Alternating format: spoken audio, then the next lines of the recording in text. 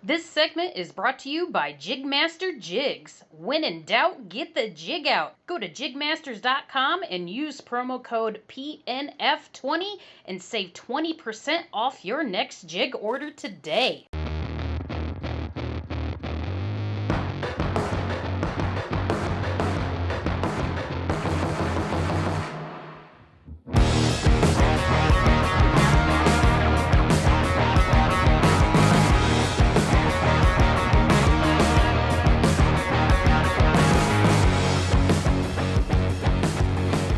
What's up, everybody? Welcome to the Paddle and Fin Podcast. This is your host, Ricketts, host of the Mixed Bag. Today, I have Spencer Bauer with us, and we're going to talk about kayak catfishing. We're going to talk about bank fishing, multi-species fishing. This guy does everything. If you guys have not heard of Spencer, go to YouTube, check out his channel called River Certified. Tons of good knowledge there. The guy has great content. Spencer, welcome to the show, brother. Really appreciate you having me. Hey, man. So, this is take two. Take one, I forgot to hit the record button, so we're going to try this again. Hey, we were just rapping again about tournament fishing, and you kind of made some good points. And we have the same thing in the bass world, where there is a lot of great camaraderie in tournament fishing, but there is also like some cutthroat and some nastiness associated with that as well. So from your side, what would you, I mean, have you seen that in the catfish world, or is this just like hearsay, or?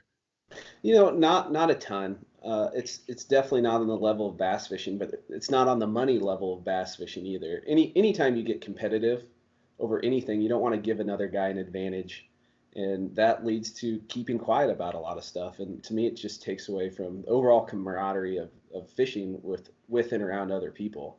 I would rather go fishing with someone just to enjoy the fishing experience and versus competing. I mean, I've competed my whole life. I played 4 sports in high school. I wrestled in college, and I'm just kind of the point where I want to chill out, have fun, and kick back and relax, and not feel a ton of pressure when I'm out there. You know, I've been doing that for a long time. I just want to fish. Yeah, no, I totally agree with that, man. And what brought this conversation on, we were talking about the previous episode with Chris Souders and how he was just so willing to educate everybody on tactics and techniques and how to fish for these stuff. And you had mentioned that he was a huge tournament guy. So for a huge tournament guy to come and just do that, I mean, that's remarkable, because not everybody's kind of closed lip when it comes to competitive fishing, and especially when there's money involved. And I mean, you can't blame them to a sense. But here in Ohio, one of the things Chris and I talked about, I don't know if you experience it out there where you're from. You're in, is it Iowa? Yes. Yeah. So we have a lot of pay lakes around here, and the commercial fishermen around here have just like decimated the numbers, but they're on an incline, like they're growing, and we're seeing bigger fish in our waters, thankfully, through all the regulations. But has that something that's impacted you out there? Or is that something that's not really a thing? Well, first I want to say, not only is Chris Souders like big into tournament fishing, he's like the man. Yes. Winning Angler of the Year like 2 or 3 years in a row. So if he's going to share info, that's a time, at least for me, that I would definitely shut up and just listen, which doesn't happen very often. As far as, we don't have pay lakes, thank goodness, and especially because we don't have that much water. Like, we have the Missouri River on one side and the Mississippi on the other, and I'm in the middle, and all we have is one main tributary of the Mississippi, the Des Moines, and then a few tributaries off of that, and a couple reservoirs. We only have 4 small flood control impoundments. And if we had pay lakes where they're targeting trophy fish, they could do a number, but we don't have that. And thankfully, we don't have a bajillion anglers. We have quite a few, but we don't have that much water, so it makes it seem more crowded than it really is. You catch some monster fish though, man. If it's like, you know, huge walleye from the bank, obviously monster catfish, and you get with Denny a lot, which he and I chatted. He's going to be a guest on the show too. So I've seen you guys connect. That style of catfishing, that style of like combat river catfishing, I love that, man. Like it is absolutely phenomenal. So how high is the water? Let me rephrase that, man. How high does it need to be before you won't get on it? Because sometimes when you guys are fishing, you're parking on strainers, following, you know, root balls and stuff like that. So does it ever get hairy, or, you know, do you kind of push the limits on water level and CFS and stuff like that, or do you just kind of play it safe? If it looks high, you don't touch it? Well, with our rivers, when people look at them, and even at flood stage, they're still only flowing like 4-ish miles an hour. And Yeah. when they're flooded, you have a lot of room. If you're on a dinky little creek that's roaring, and you don't have a lot of room between strainers and stuff, then it can get hairy. But on our bigger rivers, it's honestly not that big of a deal. And when they're low, it kind of sucks at times because if you get a strong upstream breeze, you got to like paddle down current. So when they're up, it don't bother me any. You wear your life jacket, you go with somebody else, and if you're ever in a situation where you don't feel comfortable, you just don't do it. Yeah. We as kayak fishermen, we like to push those boundaries sometimes, man. I have some friends here locally that their favorite time to get out on the water is when it's blown out because they have it down to the science. They know when the river's rushing by, they're going to hit the mouths of tributaries and those fish are going to stack up in there and they just nail them all day long. So, over here, with that kind of sport, man, for most of the year also, like even right now, I tried to go fishing last night and the river's just completely blown out. I mean, it was impossible to throw out with all the debris and stuff, but Ohio gets flooded out of 5 months out of the year, probably easily, and it gets really bad. So I don't know if you guys experience the same thing, but your style of fishing, man, I love how you guys pull up next to some kind of structure and just park and just wait for those fish to slam. And when you get takedowns, man, they're monster takedowns. So you really have to be confident in your gear. Back when you started, how did you get into this sport? Like what made you want to do this? Well, actually, my first time kayak fishing, well, I've always been a catfisherman. I grew up in southern Iowa, little Dinky Creek channel cat fishing. But when I started kayak fishing, I spent 2 summers living in South Texas, and I got really big into shark fishing off the beach. Yeah. Like the first time I ever ran baits, I swam baits out for sharks. Oh, yeah, I did too. That's funny. And I was like, I need to come up with a better way. So I got an inflatable raft and then saved my money up and ended up getting a kayak for running shark baits. But you need bait. So I used the kayak to go catch bait when you'd see birds working off the beach on Padre and stuff. And that's how I really got into kayak fishing. And I ended up graduating college, had to grow up, and moved back to Iowa to wrap up college, I guess, but I've stayed here ever since. And I had this kayak, and I'm like, well, I'd like to catfish. Catfish are the next best thing to saltwater fish as far as fight goes. Yeah, for sure. I need to figure out. I mean, I can use this kayak to get to water that other people can't because we don't have a lot of water, and getting away from the pressure is really big as far as catching fish consistently. Yeah. I mean, you mentioned the pressure before. There must be a lot of anglers that probably hit the same spot over and over. Is that what you experience like on weekends and stuff? Yeah, there's a few easily accessible spots that do get a lot of pressure, and I'll fish them at times if the water conditions and time of year are right. But for the most part, I just try to get away from everybody. I'm gonna go for a really nice long walk along the river after this and check out some spots that I haven't seen in a while. And yeah, hopefully, I mean, it's Operation Early Season Flathead. We're like 6 weeks too early at the minimum, but I'm going to give it a try anyway. Yeah, usually here, water temps need to hit about between 50 and 55, and the flatheads will start to pick up. But the blues all winter long, the blues are moving around. I have one of our local anglers here is a competitive bass fisherman during the spring and summer, but when the fall and winter hits, he switches that over to hybrid stripers because we have a lot of hybrid stripers here. I love hybrid stripers. Man, I tell you what, pound for pound, they'll be right up there with the catfish on a fight level because they're awesome. Yeah. They're monsters, man. I love catching those things. They're about ready to wake up here too. There's a few getting caught, and I'm chomping at the bit. I'd rather catch those than walleyes, to tell you the truth. Man, I've hooked in my fair share of the hybrids too, and they were a blast. And if you ever decide to keep a few, they taste freaking phenomenal too. They're really good to eat. Yeah, and poor man's lobster, man. They make good poor man's lobster too. So yes. It's good, dude. I had a buddy hook into about a 10-pound walleye on a fishing trip this summer. We were doing a video for Torquedo kayak fishing, and we had Jeff Little as a guest, and the Kurt Smiths, the angler that we were I was just talking about, the likes to do hybrid fishing.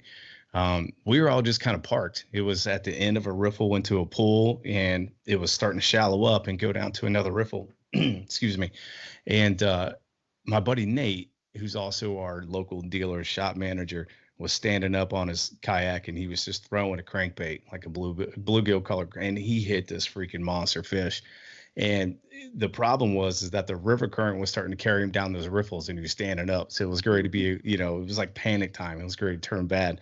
So Jeff Little, he yells, just boat flip it, and he flips this thing. And what we thought was just a big smallmouth ended up being a walleye, probably in the 10-pound range, easily. Oh, yeah. So he got it 3-4 feet up in the air, and his rod snapped, and it cut his line, and there it went, and then he went. Luckily, he fell back down his kayak and made it. He didn't fall out. But, dude, the walleyes are something that I'm going to try to target, too, eventually. I want to go to, Lake Erie. I heard there are monster walleye out there. So it's a different world. My buddy Ryan, and he's been in several of my videos.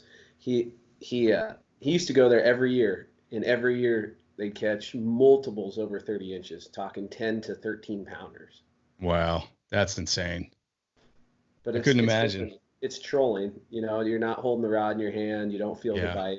To me, that wouldn't be quite as fun, but it would be so cool to see a walleye of that caliber. So you will keep some of the catfish that you catch too, right? You're not strictly just catch and release? Oh, yeah. I ate one on the bank 2 days ago. I think that is freaking awesome. I've never ate flathead, man. So what does that taste compared to like channel cat or a blue cat? It's fattier meat. It's more tender, and you say freshwater lobster. It really is the freshwater lobster, especially the belly meat. It's if you have like hybrids are this good and flatheads are on a totally different level. Like walleyes are really good. I love eating walleye. I had walleye yesterday. I'm gonna have a walleye catch and cook video coming out, but flatheads, they are phenomenal, and really they're tough to catch. You don't catch very many, so I kind of have a hard time keeping them because every time I keep one, I'm like, well, there goes my odds of catching another one a little bit. Yeah. But if I keep one, I keep like 5-pounder, and I kept one last year. And I think I kept 2 the year before that. And they just taste too good not to keep a little one. Do you are they hard to skin? I clean them just like a catfish. I fillet them out and flip them over, and then cut the meat off the skin, and then do the same thing with the belly meat. Man, see, I've never had belly meat before. To me, that sounds kind of gross, but I mean, you said it's good, huh? On flatheads, I've never had belly meat off of channel cats or blues. I think it's a little gamier on them. I don't know. That's hearsay. I've never eaten it. It's just what I hear from other people. But I can attest, flathead belly meat is the number one, in my opinion, freshwater fish out there. Wow. Okay. So here in Ohio, we don't really keep a lot of flatheads just because they were decimated. The Pay Lakes hold a ton of them, but so we don't really. I tend to release more than I catch. I have caught a few hybrids, but for catfish, I've always trying to recall. Yeah, I think I've always thrown them back. Mm-hmm. But I've seen. I think you're the first guy I've heard that flays them just like a normal fish. I've seen guys use pliers and peel the skin off because they think it's easier that way. It's just a giant pain. I used to do that, and if you got a good sharp knife, you can literally just flay them like any other fish. And you get a lot of meat off those flatheads? Oh, yeah. If you get a 7-pound flathead and you clean it correctly, you can get 4 or 5 pounds of meat off of it easily, because the only thing left when you're done with it is the head and the guts. Nice. Okay. And like I said, I don't keep very many. I keep one a year. And last year I caught 54 and I kept one. Oh my gosh. So you were like, that's not bragging or anything. That's insane. Was that statistic? That was from the bank and from a kayak, both? Yeah, and I fish out of a boat occasionally. My thing is like whatever puts the fish on the hook the best. And if somebody wants to take me out in a boat, I'll go out in a boat. I sold my boat last June, and I'm definitely saved a lot more money since I've sold my boat. I hear that a lot, dude. All the boat guys say that. Steve Douglas just posted something up on his Facebook page about having to get a boat repaired, and he put, there goes another 1,000. It was kind of funny. That's killer, man. So you went down to the Catfish Conference this year, and I heard that there was no kayaks down there at all. There wasn't. And the year before, this was my second year. The year before, there was a pile of kayaks down there. I don't know what the deal was. I guess I could have been instrumental in pushing that a little bit more, but I get busy doing my stuff too, and then other For sure. things kind of fall off the wayside. But it was unfortunate not to see any kayaks down there. Yeah, when I wrapped up my previous episode with Chris, Steve had reached out to me and he wants me to help get some more kayaks down there and get more kayak anglers there as well. And then he wants to, well, I'll tell you that off camera. I can't tell you this one on camera. It's under wraps right now, but I'll be collaborating with him with some other stuff too. But Cool. yeah, man. So I'm hoping to get more anglers down there because maybe a lot of people don't know about this, but um, kayak bass fishing, the KBF, which is huge on the bass side, they actually just partnered with a guy out of Tennessee, and they're having a KBF catfish trail now. Yep. That's Yeah, Ron. Ron runs yeah, that. Ron. Yep. So I think that's pretty awesome. I think it's going to draw a lot more people to the sport. And we have Duke Westcamp from Ketch Products Inc. Mm-hmm. Phenomenal dude. He's making big catch boards now that Yep. I he's just got bought two. one last week. Oh, did Actually. you get it? Did you get the Yep. foldable one? Yep. Yeah. 48 Okay. incher. Yeah, that's awesome. He's sending one to me too, and then he's actually prototyping another one that's it's going to be different. It's going to be bigger than that. So, I should um, have held out, man. yeah, man, it's he's told me a little bit about it, and it's supposed to be pretty awesome. But it's going to be it'll be huge. So it's going to be a lot to lug around. That would be the downside of not having a foldable Hey, one. 48 inch board. The possibility of getting a fish longer than that's very real, and it would suck to get like a 52-inch flathead, or my biggest blue cat was 52 inches long, and I'd be short 4 inches on that board. Oh my But gosh. I don't fish very many tournaments, but I got talked into fishing one the end of April if they're still going to have it, and I Is needed that a board. the April 18th one? No, it's or is it the first weekend of May? It's down in Milford, Lake Milford in Kansas for big blue cats. Oh, nice. Okay.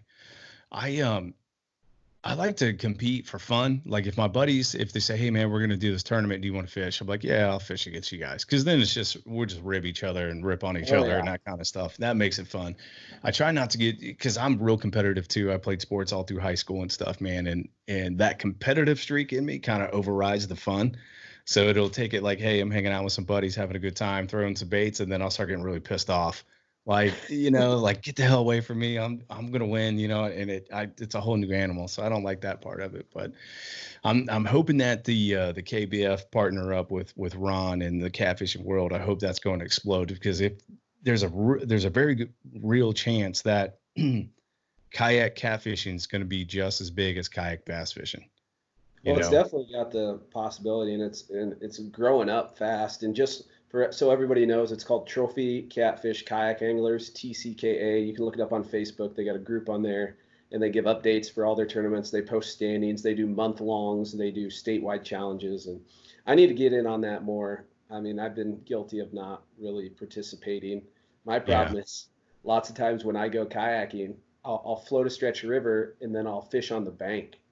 And yeah. and then go to sleep. You wake up, the clicker's rolling. That would make it. If I had to fish out of a kayak all night, it definitely cut into your motivation. It'd cut into, it'd make it harder for you to want to go fishing as much. I enjoy being comfortable. If I'm Yeah. comfortable, I'm gonna fish longer, and I think everybody's the same way. And I should quit making excuses. I have a board now. I should do it. But I'd probably jump in on a month long during a good time of year to catch some flatheads. That trail also, man, they have events per state too. So there's like a handful of states. I know Ohio is one of them. So they'll have a state challenge.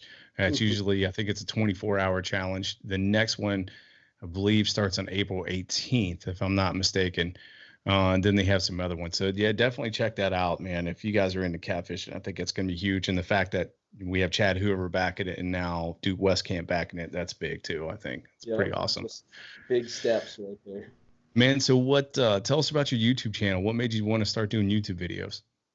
Yeah, I mean, I watched it. I wish I would have got in on it earlier. Everybody says that, and I remember sitting back thinking, man, there's not that many like really high-end production YouTube videos out there that you can watch because I geek out on research. I'm a big science nerd, and I try to learn everything I can. And that when I had that thought, that's when I should have started it. But a couple years after that, my wife got me a camera for for my birthday or Christmas or something, and I was like, oh, if I have this camera, I better use it, otherwise it's a waste of money. So I started editing videos and kind of fell in love with it. I love fishing more than editing the videos, but I like making stuff, and that's just a new avenue of creating things. Nice, right on. How many? You were starting to get a handful of subscribers too. How many are you up to now? 19,000 something. Yeah, that's crazy. That's awesome, man. So I mean, you're getting paid from that, thankfully, right? Yeah, it's just kind of a cool perk. It makes it feel like a part-time job a little bit in the best Yeah. way possible. Yeah. Now you picked up a few sponsors along the way as well. That's also correct? Yeah, I try not to have a ton of them because I only want to be sponsored by companies that I really, really, really, really like. I Yeah. don't want to be lying to anybody or pushing something that I don't love myself. So I Right. have like 3 or 4 is all. Yeah, I was checking out your rod sponsor, and that's Whisker Seeker Tackle. That's correct. Did I get that right? Yes. Yep. So, man, their rods are really intriguing, and I've been looking and researching and watching videos, and I watch you and I watch Denny. I think I'm gonna pull the trigger on a few of those because I think those are just the perfect kayak catfish rod. They're not too Oh, big, yeah. they're not too long. So tell us about those rods, man. Well, you nailed it because there's this push for these short kayak rods, which if that's what you like, that's what you like, go for it. I don't, because you hook a really big fish and they're moving your kayak, and they're moving you. I mean, you're not always completely in control, and they'll run around the front of your kayak, they'll run around the back. And if you got a short 5.5 foot fishing rod, you can't go around the end as effectively as you can with a 7.5, or I'll even run a 9.5 footer just to give myself a little better angle Hmm. when I'm setting upstream a structure. And they're light. There's a lot of big, beefy fiberglass rods out there. These are composite. They're carbon and S-glass composite, so it gives them a little give to lobcast natural baits, but it gives the lower section more rigidity and more backbone, so you can move a fish away from structure when you hook him. And all of that is still not that heavy. It's Yeah. not big, heavy, beefy fiberglass, all fiberglass blank like a lot of them are. I mean, I could go on and on. There's a million other things I like about them, but that's got to be the top. No, I'm interested, man. I want to hear everything about it because I know I definitely want some. I have a few of the traditional catfish rods, like two of my trolling rods. I like to call them trolling rods, but they're the Warrior Cat roller rods. Mm-hmm. I really enjoy those. But I'm kind of the same way, dude. I cannot stand a broomstick for a rod. And that's No, not a knock against those companies that make those. It's just my personal preference, you know? right. No, I'm not quite the same way. There's a time and place where I love a big beefy fiberglass rod. I think they're great for durability. You're not going to hardly be able to break them. They're going to last forever. And if you're fishing just on the bank or just out of a boat and you want to use a big fiberglass fishing rod that's heavy and bulky, that's absolutely a great tool for landing giant fish. I mean, people have been doing it in saltwater forever. For sure. But when you're sitting on your butt in a kayak in a comfortable position where you can't use your whole body for leverage when you're hooked into a 40, 50, maybe even if you get lucky, 100-pound fish, I don't want to be just fight. I want to just fight the fish. I don't want to fight the equipment when I'm sitting down like that. Yeah. Oh, that's a great point, man. That's the first time I've ever thought of it from that angle or from that point of view. So, Mhm. w- we touched just a little bit on your river fishing, how you like to do it from a kayak and how you butt up against structure and stuff. Mhm. So tell us about, man, walk us through a day on the river, like how you would set up the gear you'd use, the rigs you would use, tell us for those listeners who may not do this, what I'm calling combat style of river fishing, man, tell us, like, walk us through for a beginner, what you would do, what you would advise, things like that. Well, first thing I got to talk someone into going through all the crap that goes with it, because sometimes you're pulling over like log jams to get to the other side to float down the river. Usually that's Denny or Ryan, or I got a few other buddies who go along with me. But you got to do that to set up a shuttle. Otherwise, you're paddling upstream. So we'll throw all our gear in our kayaks in one truck, and we'll go park one truck at the takeout, then haul our gear upstream, then dump our kayaks in, and we'll float downriver. And I hate fishing the same stretches, the same places over and over again. There's some places I will because they're close and convenient, But if I can go out and explore New River, I do as much as I can. Yeah. But we'll just float down till we look. I mean, there's tons of structure on the river that looks like it has potential, and there's certain times a year where you want to hit everything. But if you're floating 10 miles, hitting each spot for 10 to 20 minutes a piece, that's going to eat up a ton of your time. So we try to focus on like the prime stuff. And what would be prime stuff? It changes based on time of year, but a general rule of thumb coming up is big brush piles. Early in the year, big brush piles are where it's at. Concrete slabs, like not little chunk rock like that, but I'm talking slabs of concrete the size of me is the type of stuff you're looking for. Things that have big cavities that a big fish can hide under, because I kind of compare them to vampires. They'll tuck up underneath stuff. I'm talking flatheads here. Other catfish do too, but flatheads notorious. They'll completely tuck underneath these things during the day, and then when it starts to get dark, they'll come out. But early in the year, they're more likely to come out during the day. You don't have to get a bait as close, and they'll move 5, 6, 7, 8, 9, 10 feet sometimes to eat a bait. But anyway, so we'll look for big, complex pieces of structure early in the year. At least I do. And there's more than one way to kill a cat, but that's what I do. And we'll float. You know, sometimes those are a couple miles apart. We'll float from one piece to the next, and we'll pick it apart when we're there. That way we're covering a ton of ground. We're spending most of our time focusing on those prime stretches of river.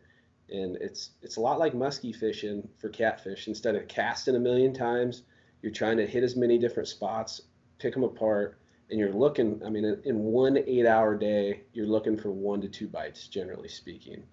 Wow.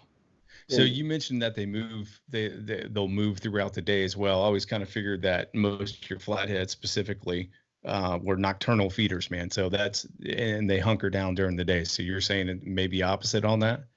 No, it's more of a seasonal thing. Pre-spawn, what they do, and this is just reflective of the tracking surveys that I read over, they tend to travel long distances at night as they move towards their spawning areas, and then during the day they'll find a piece of structure, they'll just hunker under it. But they're so ramped up, their metabolism's so boosted as they try to get as much food in them before they lay their eggs, because the female dumps her eggs and she'll lose a lot of weight there, and then the male sits on the eggs for a couple weeks without eating anything. So they're trying to get as much food as they can, and because they're so aggressive at that time, they're going to move further during the day to eat a bait than they will after the spawn. So when would you say, well, first I got 2 questions. When is the best time to hit them pre-spawn, and when do they spawn? It's regional for us, and it's funny because people have like a run of bad luck, and they'll be like, oh, they're spawning early this year, can't catch anything. But as a general rule, the month of June in Iowa and probably the similar latitudes, so Illinois, northern Illinois, and then I guess it would be Nebraska, northern Nebraska. Okay. Those states along that range, the end of May through the month of June is probably my favorite time to get on numbers of fish, and that seems to be when I usually get my big fish. August and September can be real good, and I guess it's kind of a coin flip. I love June, I love August, I love September. Yeah. But the nice thing about June is high water doesn't hurt you. It seems like high water hurts you when you transition into the fall period, but high water just keeps them moving more and more and more. Interesting.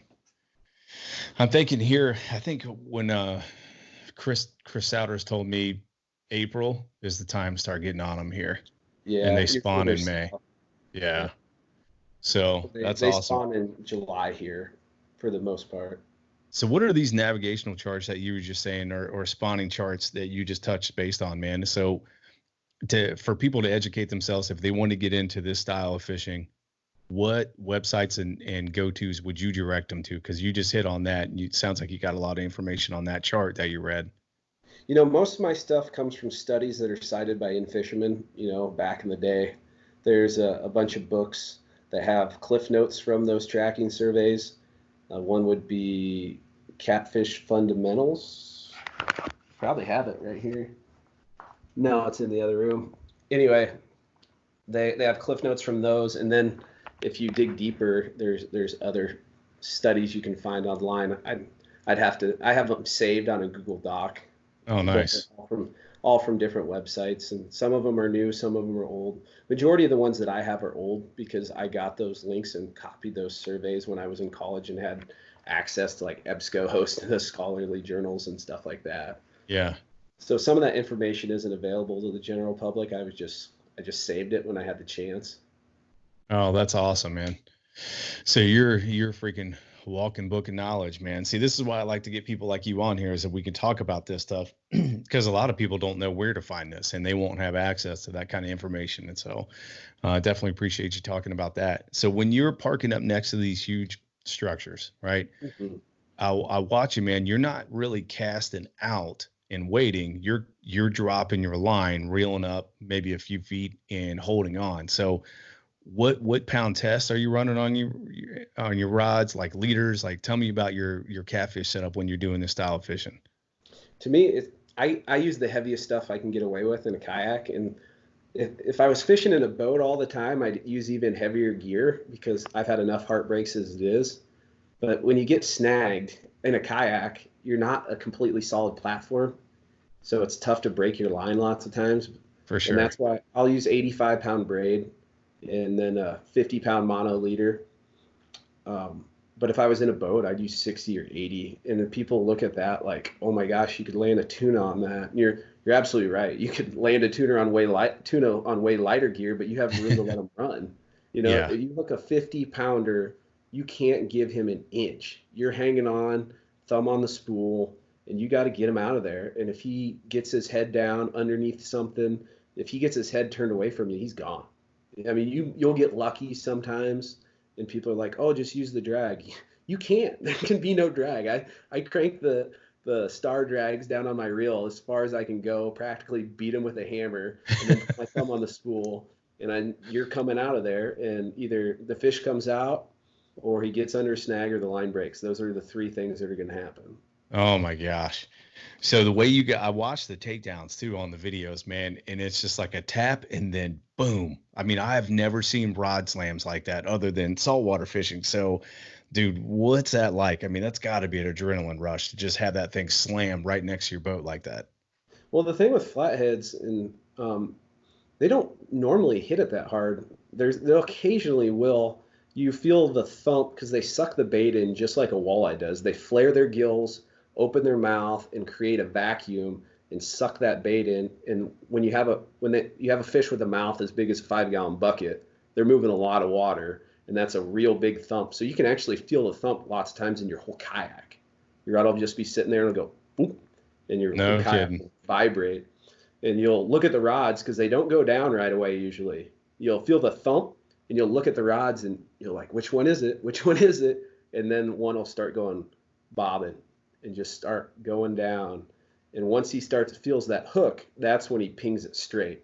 And it just locks down. And that's when I set the hook. That's awesome, man. See, I never knew that either. I just thought they would attack it. Do you have a certain technique that you use pre-spawn and post-spawn when you're fishing, or post-spawn, or you're like, screw it, I'm going to go fish for something else for a few weeks and leave them alone because they're so close-lipped? You know, I used to do that, and I still do a little bit. I slow down on flathead fishing when they're in the spawn, and I'll fish for hybrid stripers because July is a great time to get on a bunch of hybrids, and they're a lot of fun, and it's a nice change of pace. Instead of getting, 2 bites every 8 hours, you're catching fish hand over fist lots of times if you hit it right. Right. But they don't all spawn at the same time, and you'll have some fish that spawn the end of June. You'll have some fish that are still spawning the beginning of August, but there's definitely a period where more fish are spawning than not spawning. But I'll still go after them instead of fishing for them, 2 to 5 days a night, or 5 days a week. I'll fish for them maybe 1 to 3, depending on what the river looks like. Interesting. What kind of bait are you throwing? Whatever I can get that's legal, really. I'd love to use live shad, but using them out of a kayak's just not practical. The majority of my bait is bullheads, and that's my favorite nighttime bait. I don't know why. I haven't done that well on them during the day. I know people do catch them on bullheads during the day. I just prefer green sunfish and bluegills during the day. Mm-hmm. It probably doesn't make a difference. It's probably all in my head. It's just an Yeah. observation of mine. So yeah, you don't go with skipjack, huh? We don't have them. Yeah. They're actually hooked a skipjack in the Des Moines River closer to where it dumps in the Mississippi, and that was the first time I've ever seen that. But we had a ton of high water this last Yeah. summer. Wow. So, man, one of the things Chris touched base on, and I thought was really interesting too, is the use of demon dragons. Do you use those? A lot of people don't know this. The originator of the Demon Dragon was Whisker Seeker tackle, and they call him Ultra Chub. Oh, I And didn't know that. yeah, most people don't, and they just didn't push them like a lot of other companies do. They push their rattles and things like that, but they carry them, and I'll use those Ultra Chubs. Do I think they make an absolute difference? I'd say sometimes. Yeah. And I always put something that has rattles on it out. I never put them on every single rod, but because sometimes I think they want subtle. Mm-hmm.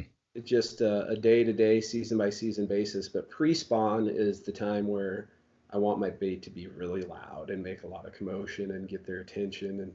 But post-spawn, I might use I mean, I'll have a rattle on one rod.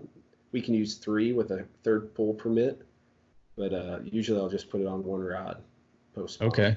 With cut bait or live bait? Yeah, mostly live bait. You want it to jiggle and move. That's Well, in current, it's still wiggling even with cut bait, which is a nice thing. And they'll eat cut bait. Some people say they don't, but I've caught a handful of really nice fish on cut bait. And sometimes, as a general rule, I use big chunks of cut bait.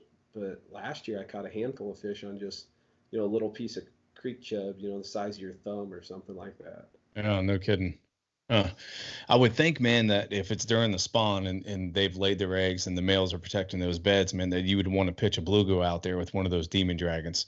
And I'm thinking the bluegill because the bluegill are like a predator to the flathead Sure. catfish because they eat Well, their eggs all the time. any live fish would, you know, considered could be a predator to the flatheads, but I've caught them on cut bait during the spawn, and similar Yeah. to what you're saying, I'll walk a bait along places where they're likely to spawn, and sometimes you catch them that way. So you don't spend a lot of time during one spot, and I think that's something that's failed me in the past. And again, I've been out of the catfish game for a while. I'm just getting back into it this year. But previously, I would spend more time at one spot waiting for them, if they're even there, to hit. But you kind of dissect it differently, 5 or 10 minutes here, or 10 to 20 minutes, and then you're just moving. So do you think that's more beneficial to do that, or do you think it's more beneficial to like hunker down and just wait for them to move? There's a time and place for both. If you're, Yeah. like I said, I like to try new water, and when I'm trying new water, I want to go through and survey as much as I possibly can. And honestly, 10 to 20 minutes is a lot longer than I would fish then. I might fish a single area for 10 to 20 minutes, but my bait's only sitting in one spot for about 5 or 6, because it seems like if you're going to get bit by a flathead and you're in the area where he's going to eat, it's less than a minute. Like you cast it out, it hits the bottom, sits there for 30 seconds to a minute, and the rod's going down. And every minute after that, the chances just go down and down and down. It's not that it doesn't happen where you get them after your minute or 5 minutes, or you've been sitting on a spot for an hour and then all of a sudden he comes out. It happens. But the amount of times that happens versus the instant bite is significantly less. So I might fish a piece of structure for 20 minutes, but each of those baits is getting moved after 5 or 6 or 7 or 8 minutes. No kidding. So when you're moving them, you're talking about moving from spot to spot, or you moving just like casting out different sections of the river when you're parked? When I'm parked. Yeah. And it just depends on the structures. Pre-spawn, you're fishing complex structure, multiple trees shoved up against a cut bank, and there's multiple high percentage areas within that you want to check out. Whereas later in the year, I'm not fishing structure that has so many different crevices and things. I'm fishing like single log laydowns and stuff like that. Yeah. Where, you fish that 5, 6, 7, 8 minutes. All right, covered it. Move on to the next one. Then move on to the next one. Then move on to the next one. Interesting. So do you prefer to fish the rivers when they're at normal pool or when they're up? If I'm daytime fishing, high water makes it tough. Usually if the water's high in June, I'll find a river that isn't as high, or I'll just fish at night because I know there's a way you can get on them during the day. I just haven't had the success as when it's a lower flow during the day. Yeah. It's probably more challenging at night too, especially from a kayak, man. I mean, visibility's poor, and yeah, I imagine that you're gonna have to rig your kayak up with a lot of lights and stuff, right? I'm kind of a creature of the night, man, and I've been night fishing for a long time. Like most of my knots, I tie without turning the light on. That's one thing I try to minimize light as much as I can, and that seems to make a big difference. I don't even know if I should say this. This is the thing that most people miss. And if you're out there and your number one goal is to just have fun, sure, be loud, be bright, play music, whatever. If your number one goal is to catch fish and have a good time, be quiet, be dark at night. My fishing log reflects that significantly because I catch twice as many fishing by myself. No kidding. Yep, and no one is more quiet than me. No one has lights on less than I do. And even if your buddy you're fishing with is quiet, two people are still twice as loud as one person. Yeah.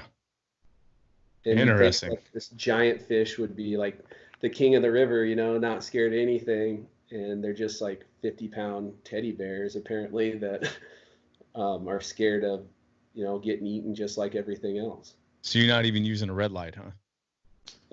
That would be the maximum I like to use is a red light.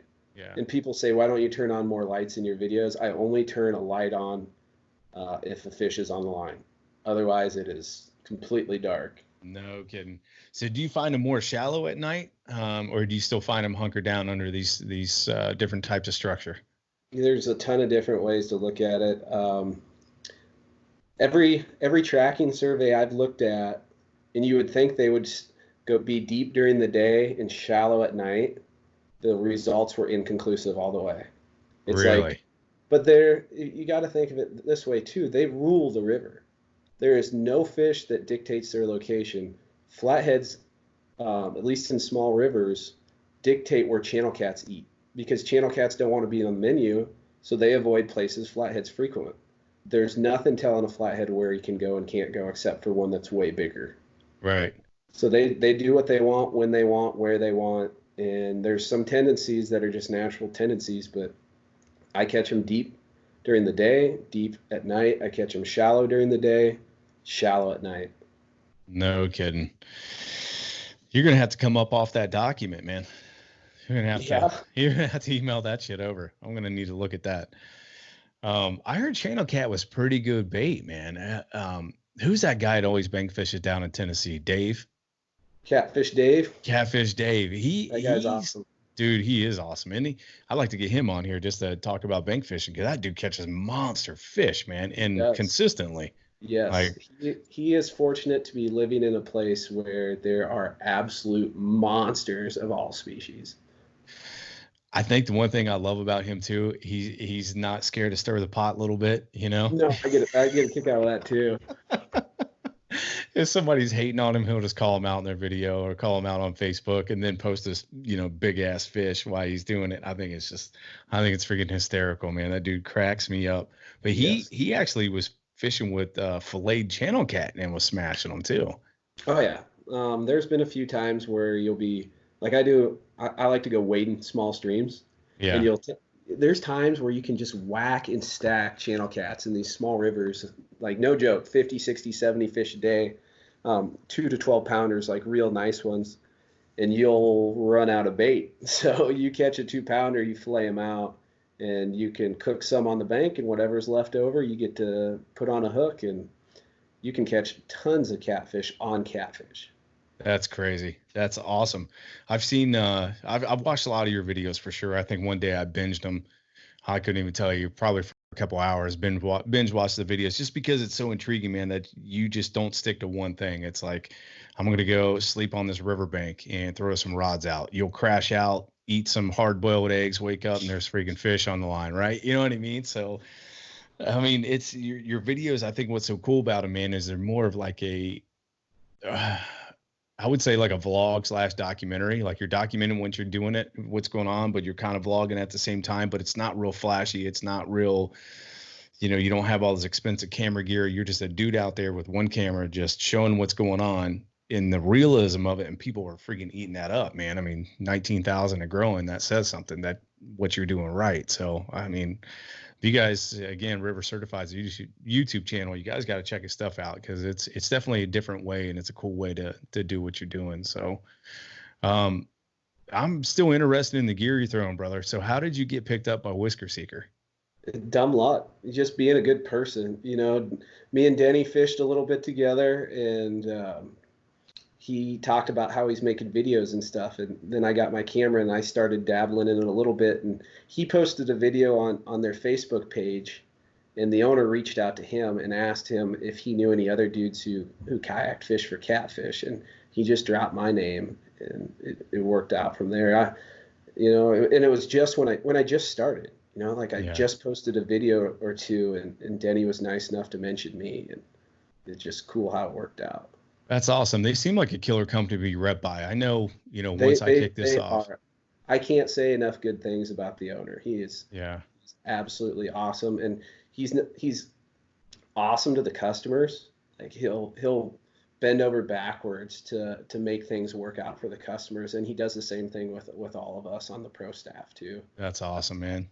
They got a good warranty on the rods. So it's like, 1 year? Is it 1 year or 2 year? Gosh, it's 2 or 5. 2 or 5. Okay. Yeah. You won't find a better warranty. I've seen those rods doubled over and not snap. I mean, Denny hooked into one. I was like, is that rod going to hold out, man? Cause he even said, he's like, it's cracking a little bit. He likes the medium heavies. I prefer the heavy power for flatheads and blues. And to speak to the durability, had my old Colorado, they're one piece, so they'd only fit in the bed of the truck at an angle. And I had a 50-quart cooler full of bullheads and full of water, full of bullheads. And I was going to one of my graduate classes. Anyway, I got on this on-ramp and was looking over my left shoulder to merge. And I'm merging, and I look back in front of me, and all I see is brake lights. And I slam on the brakes. I hear that cooler slide up and smack the cab of the truck. I'm like, oh no, because those rods were in there at an angle. Yeah. Smoked them. And I'm like, oh great, now I get to replace 2 fishing rods. Well, I drive to class and I get in the back and pull the cooler forward, and they were bent, but they were fine. And I'm still using them today. Oh my gosh, that's crazy. What reels you got paired up with them? Abu Garcia 6500s for flatheads and blues. I used to use 7000s. But it's just not necessary unless you're going to use mono. They cast like a dream. They do cast like a dream. Yeah.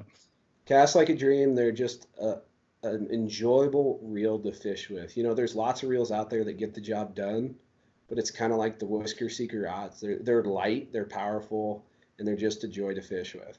And they pair up pretty well. Do you leave them stock, or do you upgrade like the gears and stuff like people do? I put power handles on them. I replace the drag when I need them. But as far as the gear, the bearings, I don't put Boca bearings or anything in there because, they cast like a dream. But I don't have to make 150 yard casts on a consistent basis. So I just leave them as is. Oh, right on, man. That's interesting. What other gear from Whisker Seeker do you use? Just the I think you touched base on the rattles, man. Tell us about that, because there's the Demon Dragons, and then Whisker Seeker makes these little rattles, right? Yeah, well, they got a bunch of different stuff. They got the Ultra Chub, which is Zara Spook style rattle that you can tie on your leader, and then they got floats that have a wire running through them with beads on both ends that rattle around. They got one with a propeller. One's details get me. Anyway, they're all on the website, but my favorite ones are the Verse rattles. They're little. There's not a whole lot to them, but there's 2 kinds. And they both function like a propeller. The current goes past them, they spin, and they got rattles in them, and the rattles shake and make noise and vibration. Oh, no kidding. That's awesome. As far as hooks go, for flatheads, use the biggest hook you can get away with, because they got that giant mouth. And I tell people I use a 10-aught J hook. And they're like, holy crap, why would you ever need a hook that big? Well, you think about the hook size in comparison to the mouth. Think about the lures you use for bluegills in comparison to their mouth size. Lots of times the hook fills their whole mouth.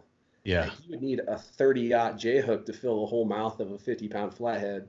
So a 10-aught, just a little itty bitty speck compared to the hooks, jig hooks that I'm using for bluegills and creek chubs and stuff. So I use the biggest hook I can with the widest gap I can, and my hookup rates really went up. Some people use circles. I'm not a fan because, like I said, those flatheads, they don't always hammer it. They'll suck it in, especially during the day. Yeah. There'll be times where they suck it in and just sit there. And your rod will go thump when they suck it in and maybe dip just a little bit and just stay there. They're just sitting there with the bait in their mouth. And if you have a circle hook, you got to wait for them to turn around. You can reel down on them. And I've done that, but lots of times the hook just pops out. But with a J hook, you reel down on them, and that point starts to dig into like the roof of their mouth or even the corner sometimes. And once you feel that really start to load up, you can set the hook even when they're looking right at you. So do you use like an extra wide gap? I mean, because I imagine you're fishing big bait, and with a regular J hook, wouldn't the point of the hook get kind of covered up by the bait? No, you have this giant 10-aught J hook. It's an octopus style. Okay. So it's really wide gap as it is. And I generally hook baits during the day. I hook them through the nose because it's a more durable hooking spot that leaves a lot of hook exposed. And that way, if you get snagged, which happens, you don't yank on the snag and let it bury into that log that it started to poke into. As soon as you feel a little resistance, you just drop down and try to wiggle it off of the log. And then you get your bait and your rig back, more often than you don't. Whereas at night I hook them in the tail, but I hook them, through the thinnest part of the tail. That way it leaves a lot of that hook exposed. And you don't want to hide the hook. The flatheads, they don't give a crap. They don't know what a hook is.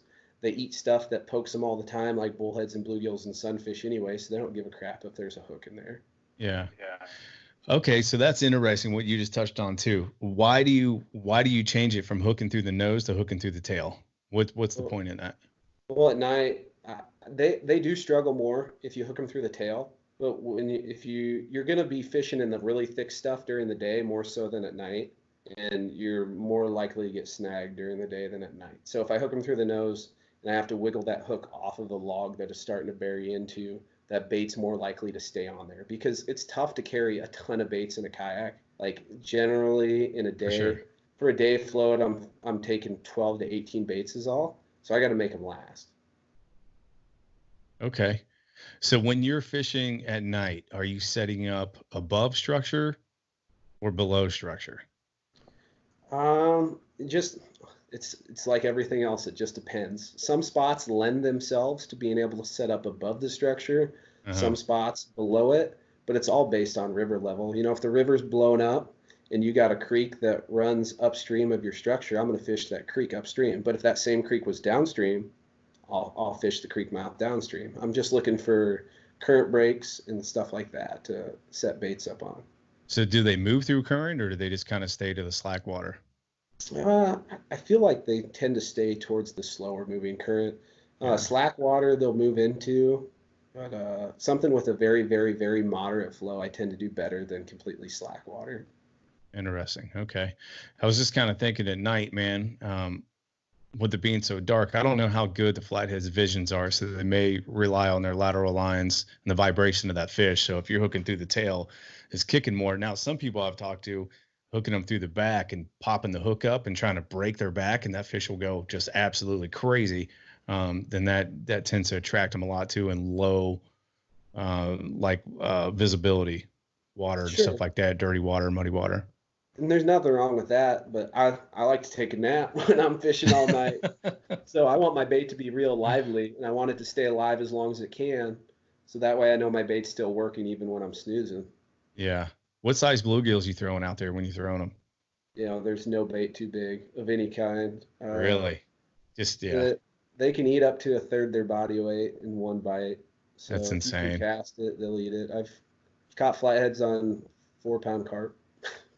You sent me some monster pictures here, man. What's your personal best that you've reeled in so far?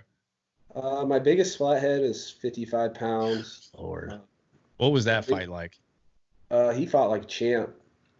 I caught it in a float, under float, in about 3 feet of water at night, and it ate a big bullhead.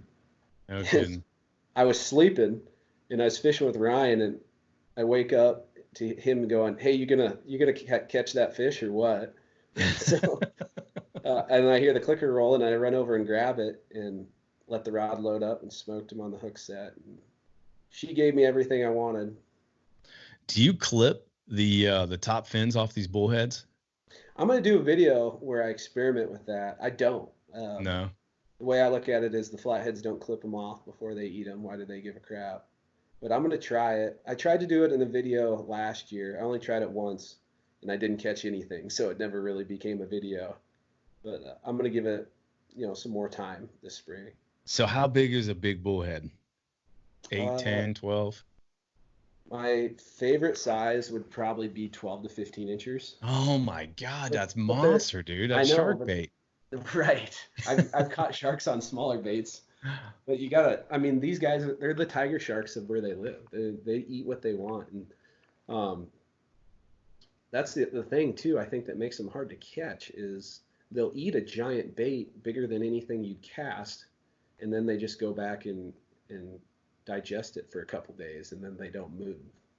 No kidding. Yeah, I caught my biggest crappie ever was 17 inches, and I caught it when I was bait fishing, so it went in the bucket too. And I was fishing a reservoir. That's when I was trying to figure out reservoir flatheads. Which reservoir flatheads, it's about as effective as I don't know. They're tough, man. It's just like punching yourself in the face. No kidding. Yeah. But I fished 10 nights leading up to this night. This is when I was in college. I was single. I didn't have anything else to do. So I really fished a ton then. And fished 10 nights straight, no flatheads. But this night I caught that big crappie and I put him under a bobber. And he got smoked 15 minutes into it. Oh my gosh.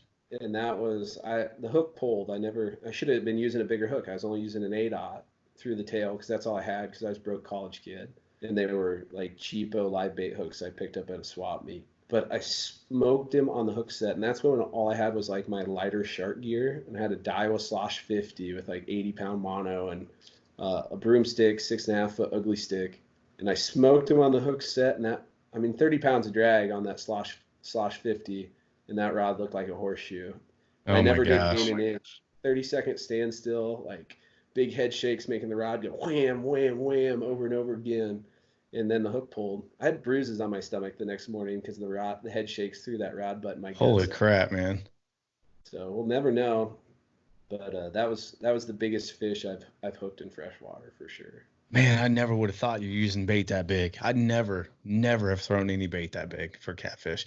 Maybe a 6-inch bluegill, dude, but never that. You need them because like late in the summer, in the fall, there's so much shad in the water here that's like 4 to 6 inches long. Where if your bait's that size, it's just fitting in. You need something that stands out. No kidding, man. And some of it's a trade-off though, because you can't carry very many of them giant baits in a kayak. No. Not yet. I may be working on something for somebody too that may change that a little bit, but I like to learn. Yeah, man, that would be awesome, dude. To be able to, when you're carrying around these with these baits, are you just using a cooler? It's modified like a little aerator. Yeah, basically 20-quart cooler with a hole drilled through it. And you run your tubing through there with your air stone, and then you clip your aerator on the side and keep it simple, and it works really well. It's got to be impossible to keep shad alive and that kind of stuff, right? I started making a shad tank out of 50-quart cooler, and the thing is with shad, we can't transport them from body water to body water. Oh, okay. So you got to catch them on the body water you're fishing, and that's not always practical. And take that 50-quart cooler with no bait and say, I'm going to catch shad today out of a kayak that I can't motor upriver and check out places. It was just so much. It would cut into my fishing time too much. Yeah. So I said, I'll catch more fish if I'm more efficient. I'm just going to be more efficient by using sunfish and bluegills and bullheads. What would you say your number one bait is? If you can have one bait, what would it be? Aside from shad, small carp would be my favorite, but those are really tough to get consistently. The bait that I like the best that I can get consistently has got to be green sunfish. Bullheads seem to get my biggest fish every year, but as far as putting fish in the kayak, green sunfish seem to get the job done when other No stuff. kidding.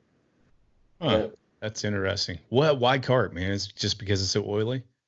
well, I mean, you're using them alive. They're super active. You know, you hook them through the tail and they just struggle for hours and hours. And they're, a small carp's 10, 12 inches, and that puts out a pretty good amount of vibrations in the water.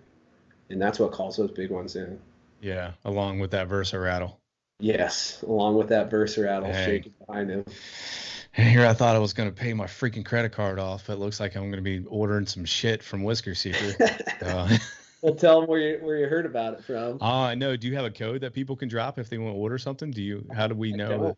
I don't. We got to change that. I need to get in touch with Whisker Seeker because you guys need a code, because here we are. Here's a perfect example why. I found out about their gear from you and Denny, right? Mm-hmm. And now I have you on this show that has a download of 100,000 people. So we just projected that through you guys. I mean, you guys should have some kind of code, some kind of kickback for that, I think. But let's go, Whisker Seeker. You need to step up here. Well, there's a note section when you order. You can definitely drop those suggestions in the notes. Yeah, I'm going to today. Daggone it, man. I thought for sure I was going to have that thing paid off soon. I understand. No, it's all good. With everyone else who fishes. I know, that's right, man. So I know we're just over an hour here. I don't mean to keep you too long, but why do you use a float in the river? I mean, that kind of doesn't make, I mean, for me, I'm thinking, why would you want to? I have ADD really bad. It's like not diagnosed, but I have a hard time focusing on one thing for long periods of time. And I use the ones that have the glow on top. Yeah. Or the glow stick on top. Whisker Seeker sells a battery powered one, which is slicker than you know what. But I can sit there on the bank and just watch that thing dance around and just mesmerizing. And then you see where it'll just be chilling. And then all of a sudden your bait just goes all over the place. And then your bobber goes under and then just starts going across the river like the barrels on the back of that shark in Jaws. Man, so you're fishing up pools only with floats, right? I'm not drifting them. What I'll do is I'll actually put my sinker below them. So where I cast them, they stay in place. And my bait's suspended up off the bottom. And that buoyancy of that float keeps that bait struggling more and more and more. And my biggest fish the last 4 years have came on, it's called a float paternoster rig with your sinker underneath and your bait suspended. Where's your hook then? Your hook's what, between the sinker and the float? Like how many inches? I do anywhere from 1.5 feet to 3 feet off the bottom usually. Okay. Are you tying the hook directly between that line, or are you like tying a kicker where it's like 4 or 6 inches of line coming off of it? Yeah, I got a kicker. So I'll have my float up here with my float stop and everything. And then below that, I'll have a 3-way crane swivel. And I'll tie there we go. 6 to 8 inch leader off of that crane swivel for my hook. And then I'll do 1.5 feet to 3 foot with a sinker underneath. It sucks to cast. It really does. But for sure.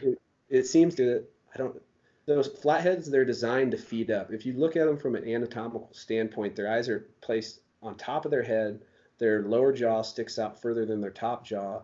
And they're designed to cruise underneath the fish and then come up and engulf it. And they'll eat a fish on the bottom too. They'll come at an angle or even straight on and just flare their gills and suck it all in. But they are designed to feed up. So bait, even on the surface, like dude set diddy pulls and you put your bait right on the top of the water to struggle and make a commotion. And those fish, they float up to it basically without even moving. They're creatures of stealth. They have no scales.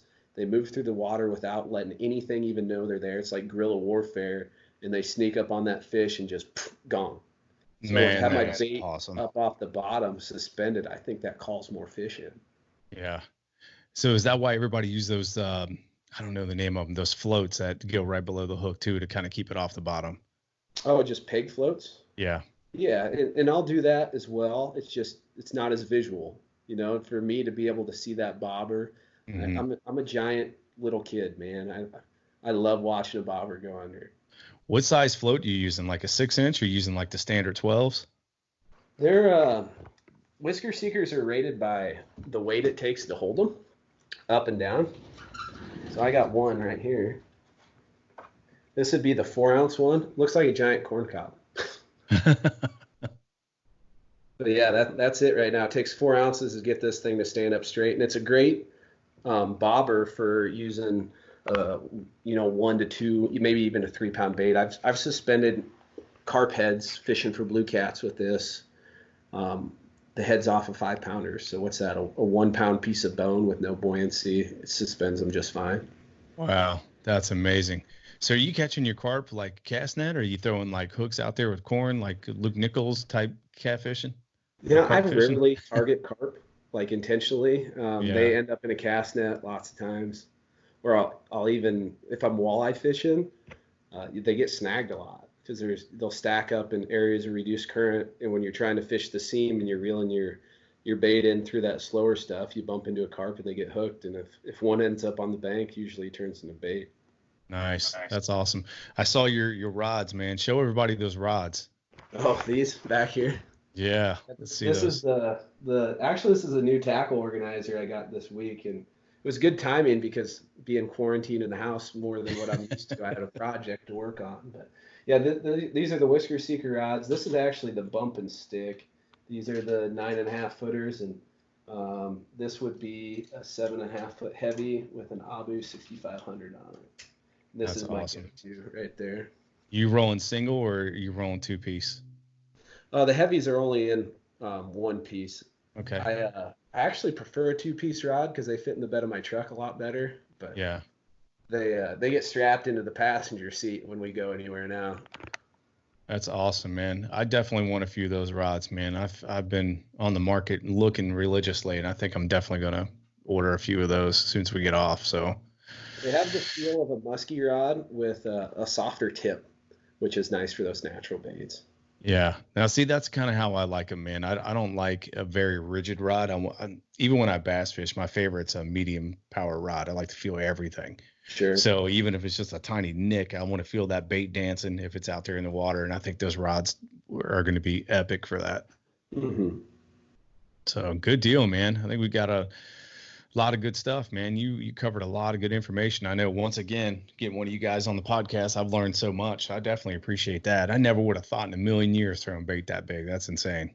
Well, you just look at how big their mouths are, man. They don't have any problem taking a bait like that down. Yeah, that's crazy. Well, I appreciate you coming on the podcast, man. Is there any sponsors you want to give a shout out to? I know we spoke about Whisker Seeker probably a dozen times, but I know they're real popular throughout the community, and they definitely have my attention for sure. My kayaks that I like are New Canoes, and it's another one of those things. I wouldn't have taken a sponsorship from them if they weren't a kayak that I absolutely loved. And if you're wanting to fish out of a kayak that's super stable, that's the number one out there, in my opinion. And not only is it super stable, but it's light. Even though it's super stable, you have a 40-inch wide kayak that weighs 70 pounds. It's easy to move around. It's easy to drag up a riverbank because there's lots of places I don't have a boat ramp. I got to drag it up and down a mountain underneath a bridge to get in and out of the water. So having a lighter, stable kayak's big for me. And they got an awesome seat too. Yeah, absolutely. And they can mount. They take on a Torpedo because I might have just purchased a Torpedo about 2 weeks. Oh man, there you go. You're in it now, dude. Torpedoes are freaking awesome. Yeah, they are awesome. So we just actually last night, Brad Hicks and Brian Schiller of our Paddle and Fin podcast, two of our hosts there, they just had the New Canoe guys on there and did a product review on New Canoes. Nice. So that's going to be released. Actually, I think that dropped today. So that's available on our podcast. It'll be, 4 days old by the time they hear this podcast. But if you want to listen to that too, man, that's killer, dude. How are you rigging that up? I mean, yeah, just very basic. I'm gonna put a video out here before too long of how I rig it up, but I keep it simple because I want that space wide open so I can lay that big fish down in there. But I got 2 rod holders on the front, mounted in the tracks on the sides, and I got a fish finder. I got a camera boom in the back, and that's it. Homemade camera booms, or using the Yak Attacks? No, I use ram mounts for everything. Ram mount, fish finder. Another company that I'm sponsored by, Stealth Rod Holders, and what I really like about them is they're compact and still super duper tough, because the flatheads don't usually smoke it, but those big blue cats hit your bait like they want to flip your kayak over 3 times. And you better have something sturdy when one of those hits. Oh, are those a composite rod holder? Yes. Yeah. Yep. Okay. And I like those over, like, some dudes are using the JigMasters and the monster rod holders that are metal, and they're not adjustable. You tighten the wing nut down, or the nut down, and then your rods are angled out like that, and that's all you got. But with the composites, you can change angles whenever you need based on how you're fishing. Yeah, I have JigMasters and I have the Yak Attack and Mega Pros. I have both of them. Now my JigMasters, they have big butterfly nuts on them, so I am able to kind of angle those and screw that butterfly nut back down. So I do enjoy those, but the Yak Attack ones, they work just as well. And I touched base on this earlier. I guess I could probably say it, but Steve and I are going to work on a rod holder for kayaks as well. That's going to pair up. Yeah. So we're gonna put something together for that. That's killer, man. So just a very plain basic layout on your kayak, nothing fancy, no fish finder, nothing like that. I got a Helix on there. That's as fancy as it goes. Just rod holders, camera booms, and then I got a Helix 5. Okay. So what are you looking for in the Helix? Are you looking for the fish or structure? Just depth more than anything. If you're not going to see flatheads on a fish finder, at least in the small streams that I fish. Mm-hmm. They're tucked under stuff. Reservoirs, they get moving around during the day more often, and you're more likely to see them. But it's not the case where I'm at. I want to know depths. If I'm drifting for blue cats, I use it to look for fish, and then also how fast I'm drifting. And water temp. Water temp's a big one too. So where are you going to hit with the Torquedo? These reservoirs? I'm going to use it to go upriver further than I would have if I just paddle. No kidding. So you must fish some deeper rivers then, right? No, I'm putting a rock guard on it. Yeah, I was gonna say you better put a rock guard on that thing. I know I didn't have one of mine, and I broke it, so I had to get it replaced. Well, I was with Jeff Little. It was his. I shouldn't say I had to get it replaced, but he patched it up and put a rock guard on it, thankfully. But yeah, definitely, if you're gonna use them in the river, definitely have to have one of those. Mm-hmm. No, and I got the 3-horse, so hopefully it'll be able to get me upstream a ways. Yeah, it will, man. Those things are awesome, dude. What size battery did you get with it? I can't remember off the top of my head. Yeah, it's probably the 900 amp hour, I think, which is it's going to last you freaking forever. Yeah. No, good deal, man. It opened more options for me during the summer because I'm a teacher and I have the days off during the week. I don't have to rely on a shuttle or just fish off the bank because I can't find anyone to kayak with me. So hopefully it should open up some new opportunities. I kind of like it that way. I kind of like fishing by myself because I'll wade upriver through the riffles and stuff, and then I'll paddle and then I'll wade up and I'll get 1 or 2 miles up and then fish back. I don't mind fishing that way, man. It's kind of, I don't know. I like getting away from everybody. Professionally, I'm talking to people all day long. So I get it, man. I'm talking buddy. To 12-year-olds all day long. It's not to be by myself every once in a while. I do really enjoy being around those 12-year-olds, but I gotta have my alone time too. Oh my gosh, it's better you than me. I have a 12-year-old in the next room. It's preteen, and oh god, everything's dramatic. Oh, I love it. I just pick on them and talk trash all day. It's a good time. Oh, that's freaking awesome. Well, man, we'll go ahead and wrap up. It's been over an hour here. I don't want to take more of your day, so I appreciate you coming on, man. Tell everybody where they can find you, your social media. Everything's river certified. Instagram, Facebook. I got a TikTok now. Just put a new TikTok video out, and then YouTube. Everything river certified. Right on, brother. I appreciate you coming on. Hope you have a good one. I had fun, man. It was a good time. Yeah, absolutely. Take care. We'll holler at you guys later. Sounds good. You too. Go check out the website, guys. Paddle the letter N and fin.com. Also check out YouTube, youtube.com/paddle and fin. If you got a question, comment, want to hear from a future guest, feel free to email us at paddle the letter N and fin@gmail.com. Don't forget to follow us on social media. We're doing giveaways, announcements, things like that at Facebook and Instagram at paddle and fin. Shout out to our show supporters, Rocktown Adventures, Loveland Canoe and Kayak, Hammered Lures, Fish Mob Lures, TRC Covers, Ketch Products. Go to catchproducts.com. You can put the paddle and fin logo right on your catch board. Don't forget to go over and pick up your JigMasters Jigs. Use promo code PNF20 and save 20% today. Don't forget to rate and review the podcast on whatever platform you're listening to. It helps grow the audience, helps others find our podcast. So please drop a 5-star rating in on the podcast platform you're listening on. Don't forget about the recycled plastics program, you guys. Take your used plastic baits, put them in an envelope, mail them to the address in the show notes. Our man Eric Richards at Hammered Lures melts those down, makes new baits, and donates them to various chapters of Heroes on the Water.